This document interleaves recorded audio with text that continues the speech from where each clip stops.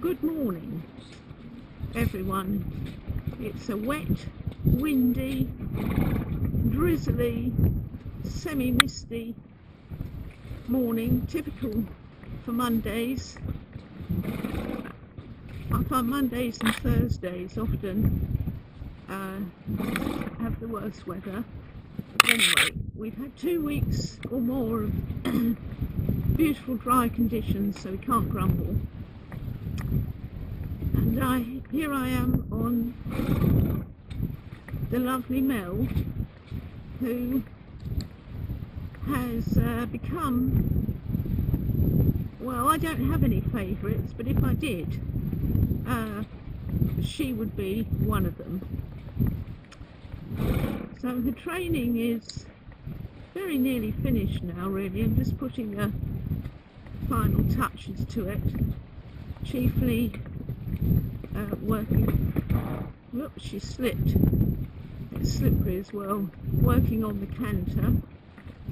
She just lost her back legs there, but I always say they have got 4 legs, so if 2 of them go, well, there's 2 more.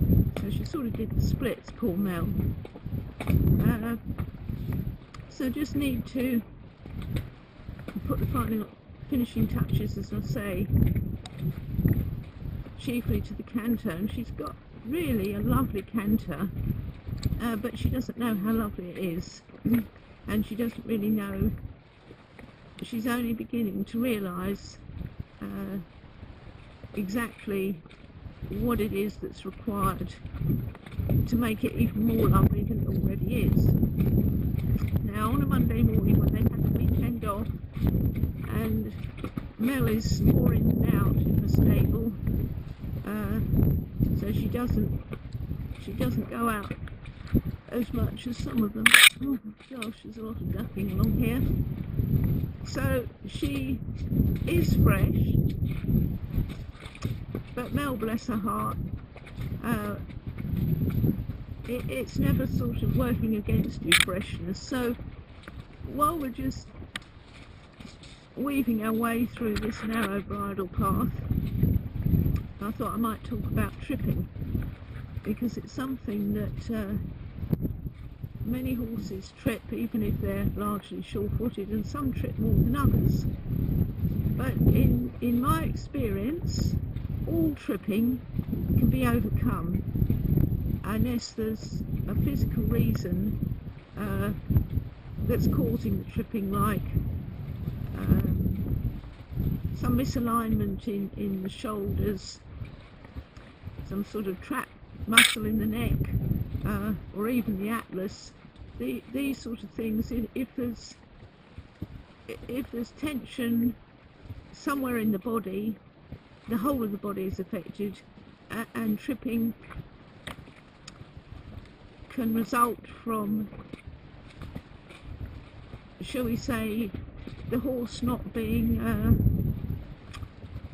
firing on all cylinders, so to speak. So there's many reasons for tripping, and I don't know whether it's worth outlining them all, but you know, if a horse's feet are overgrowing and needs shoeing, if it's got a loose shoe, it can trip. I mean, that's pretty obvious. If the saddle doesn't fit, if it's pinching somewhere, or shall we say restricting shoulder movement, that can make a horse trip. Obviously, being on the forehand makes them trip, and since horses are built to carry themselves on the forehand largely, that's probably the chief cause of tripping. The other cause is distraction. Horses can become distracted out hacking and not thinking of where they're going and looking at something else, in which case they usually trip with the opposite foreleg to where they're looking. So if they're looking at something on the right like that, they'll trip usually on the left. Or they can trip because they've totally switched off and they're not really going forward, and laziness, as we perceive it, because it's not really laziness, can cause tripping. But it nearly always has its origins in lack of balance while carrying a rider, because horses seldom trip when they're not carrying a rider.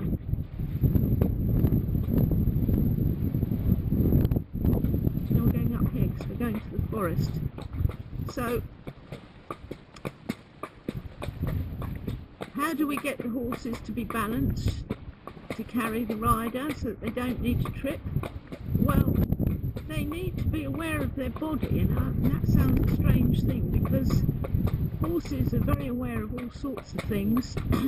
They're not necessarily aware of their body in terms of actually where each foot is.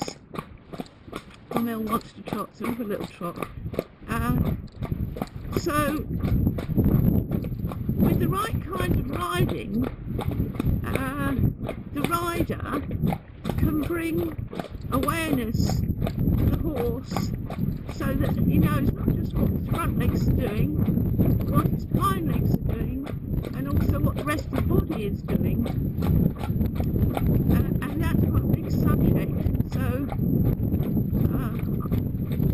I'm sure that I'll talk about it more at some point. So lack of body awareness leads to tripping, because they simply don't know what each foot is doing. And of course, if they don't know what each foot is doing, then it's much more difficult to become balanced. So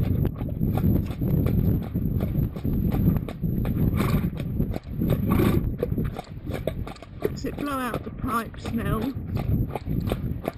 The other thing that often causes tripping for us in the early stages is, shall we say,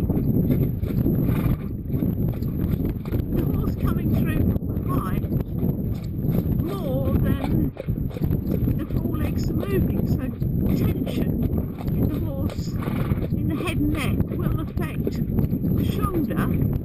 What can often happen is they simply don't bring their forelegs through enough. So as they're taking a stride over a little bit of rough ground, if the foreleg doesn't come through enough, then they're going to just miss a stride, a step on their front foot, and they're going to trip. And often that's because they've been ridden on too short a rein. So a horse is ridden on too short a rein, and he's used to being restricted. There's no encouragement to move through the shoulder. In fact, the shoulder will be blocked. And similarly, if you're riding the horse to the bit the whole time, and you've got the head near the vertical, or even worse, when it's not on the bit anymore but behind the vertical, the horse can't see where its feet are anyway, and it won't be balanced, and it won't be coming through.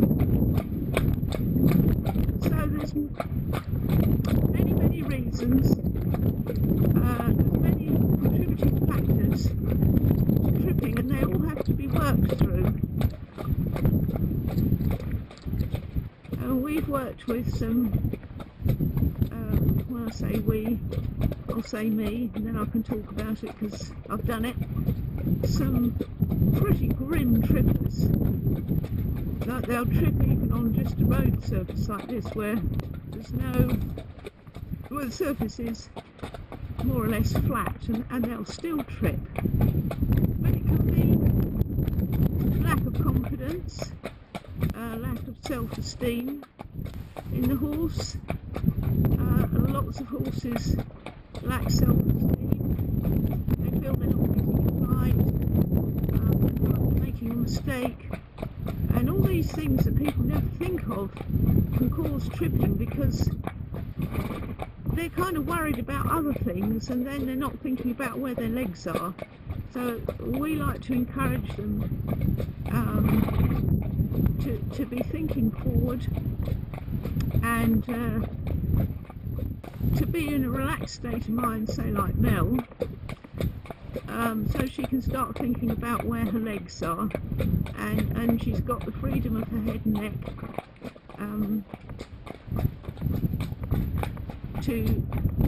to put that in place if she needs to take a bigger step, or she's got the freedom through the head and neck to take a bigger step.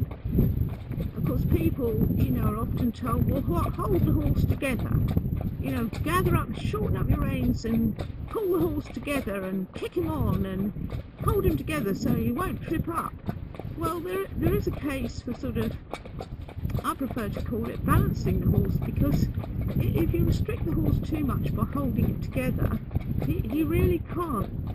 You know, if a horse can't stretch out his forearm, if you think about the mechanics of it, if he can't stretch out his forearm, one or other or both, he is going to trip.